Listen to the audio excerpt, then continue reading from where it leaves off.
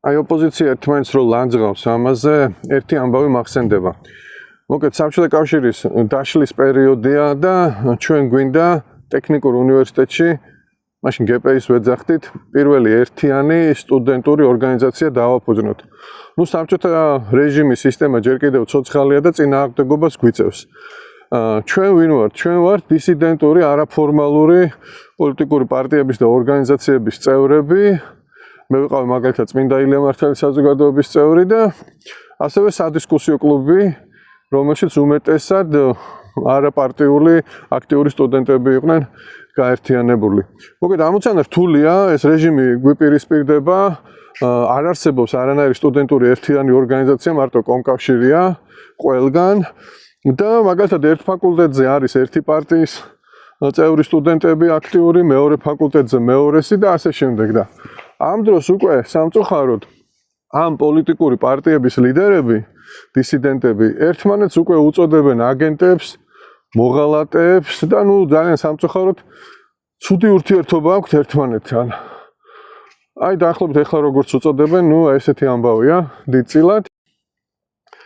და თან როგორ არის რომ აი ამ ჩვენი სტუდენტების, ანუ დამოკიდებულება ამ პოლიტიკური პარტიის ლიდერების მიმართ არის ძალიან პატივს ვცემდით, იმიტომ რომ მიგვაჩნდა და ასეც იყო რომ ეს ხალხი უმეტესობა საბჭოთა ციხეები გამოიერეს, დისიდენტები იყვნენ და ნუ მოხდა ესე რომ ერთმანეთს ასე ლანძღავენ რა.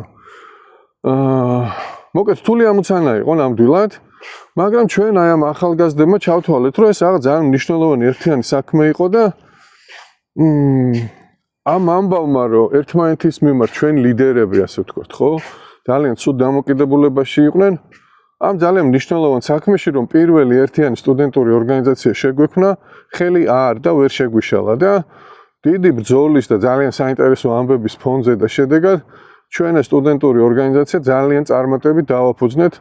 ჯერ ჩვენ გავაკეთეთ GPI-ში, მე ძალიან ბევრგან გაკეთდა და აი მგონია რომ საზოგადოებას ეხლა პირდაპირ ანალოგები არ არსებობს და მასშტაბი ძალიან დიდია, მაგრამ რაღაც გავსი ამოცანა აქვს, რომ მიუხედავად იმისა, ეს პოლიტიკური ლიდერები როგორ განწყობაში არიან ერთმანეთის მიმართ, ჩვენ ეს დიდი ამბავი, დიდი საქმე უნდა გავაკეთოთ, უნდა გავიმარჯვოთ აუცილებლად. ისე როგორც ჩვენ რაღაც პატარა გამარჯვება წლების წინ მოვიპოვეთ, მიუხედავად იმისა, რომ ამ პარტიულ ლიდერებს ერთმანეთი დიდად გულზე არ ეხატებოდეთ.